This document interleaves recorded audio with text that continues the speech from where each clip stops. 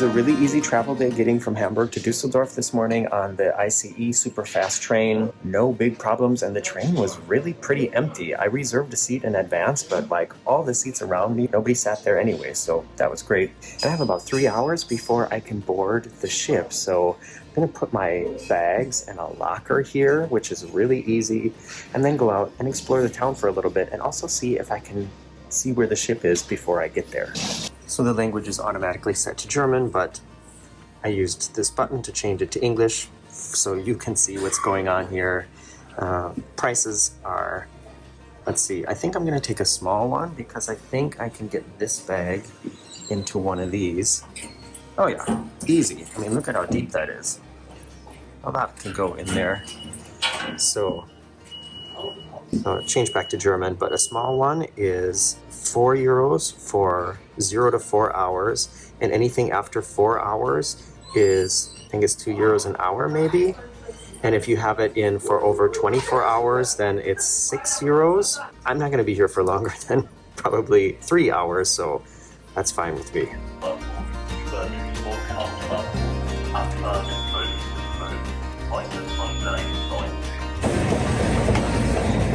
I took the U-Bahn 3 stops and I'm now downtown in the Altstadt area of Düsseldorf. For those of you who don't know, I live in Germany, and the first city that I moved to when I came to Germany was Düsseldorf, so I know my way around here pretty well, even though it has been about 26 years. Behind me you can see part of the city hall. Well, actually, I guess that's the city hall. And the Düsseldorf Altstadt is famous all around Germany for having such a huge concentration of bars and nightlife all in one little area of the city. And in fact, one of the city's slogans is that they have the longest bar in the world, and they say that because there's so many bars here that are all like next to each other that it's like if you connected all of it, then it would be, you know, just like one huge bar. It just goes on and on from there all the way, all these streets behind all these buildings, on and on with just bars and restaurants and nightlife and places to eat and drink. Of course, at noon on a Tuesday, there's not like a whole lot going on right now. And if you walk all the way through the Altstadt, you get to the Rhine River, and that's where I'm going to try to find where the ship is. So there is the mighty Rhine River, and I'm gonna walk down here to the promenade, and somewhere over there is where the ship is. Okay, I can see some river cruise boats down there, but I don't see, oh, yeah, it's right there. Okay, that's super easy. There she is, the Miss Viva 1, where Marcus and I will be spending the next 4 nights. If you saw last week's Sunday Sofa Time where I told you about this cruise, I know I left it as kind of a cliffhanger because I didn't know and Marcus didn't know yet if he was going to be able to make it, but he is in the train on his way here now. So we will be together on this journey on Viva Cruises. The Viva 1 is actually the first ship that Viva built. I guess they took over another like older cruise line and just rebranded all the ships that already existed. But the Viva 1 is the first ship that they built, and it was built in 2022, so it's only a couple years old. I'm looking forward to getting on, showing you around. This ship looks really cool here on the river with the sky like it is right now. It's pretty. And I guess this is Viva's dedicated docking area in Düsseldorf, because that's not like something temporary that they just slapped on there today. That's screwed on there. So there must be a lot of Viva ships that leave from Düsseldorf. From up here, you can see the full length of the ship. The cabins up here are the ones with the French balcony, and then they do have a couple suites that have like an actual outdoor space, but with the discount that we got, we were only allowed to book, or I was only allowed to book one of the cabins that's down there by the water line. But that's going to be just fine for 4 nights. And because it's still kind of chilly outside here in February, it's not like I'm going to have the window open a lot anyways, right? Oh, and this is one thing I really enjoyed about my last cruise with Viva, is they have bicycles that you can just take. Well, I mean, you have to check them out, but they're included in the price of the cruise, and it's a great way to get off the ship quickly and get to some destination, or just sort of travel around the city that you're in.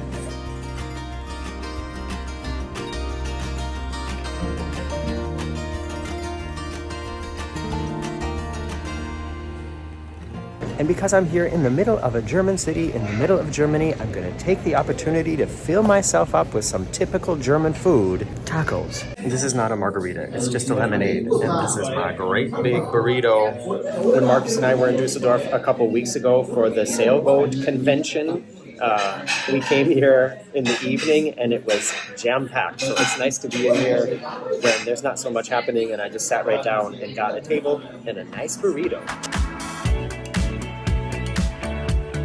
Stomach is full, and I'm heading back to the main station to pick up Marcus, and then we're gonna board the ship.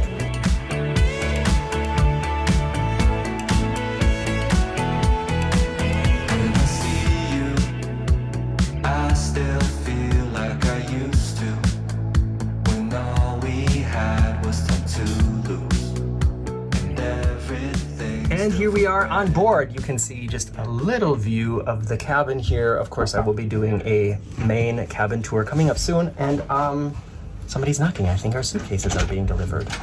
Yes, so they just delivered our suitcases down from upstairs. And as mentioned in the video where I told you that I was going to be on this cruise, we are in one of these cabins on the lowest deck. So we do have a window, and it's actually, let me show you. When I've been in cabins like this on river cruisers before, usually this is two smaller windows. But here, it's one great big window, and I like that. And look, you're like right at water's level. And I've said this in other videos, it's interesting to be at this level because usually your face is not this close to the water unless you're in the water. So it's, I don't know, there's something kind of interesting about it. Of course, it would be nice to have the big panorama window. It'd be nice to be able to open it up for a little bit of fresh air, because I feel like they have the heating on this ship cranked up to like a nice solid 80 degrees. It's a little high. But I'll take this. And I'm looking forward to this experience now for the next few days. But first, I think it's time for the welcome aboard, drink and meeting, and then probably sail away and dinner.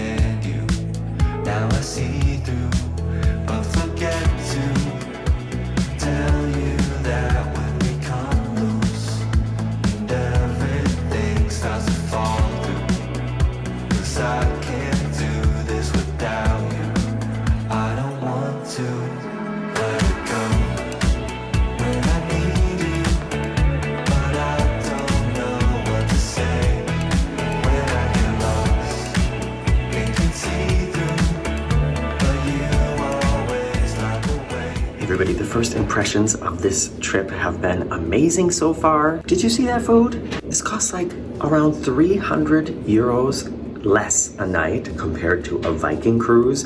And when you look at that food, I just want to know, what is it Viking is serving if it's so much better than that? In the upcoming videos, I'm going to show you how easy it is to get from where the river cruise ships dock in Amsterdam to the main station, and from there then get out into the city to do whatever else you want to do. We're also going to be talking about how river cruises are different than ocean cruises, and one of the maybe the only instance where you might actually want to consider missing your cruise ship. And a cabin tour and a ship tour and those things as well. So if that sounds interesting to you, make sure you're subscribed. And if you are subscribed, make sure you check back soon. I'm Morgan from the Very Unofficial Travel Guides. Bye-bye.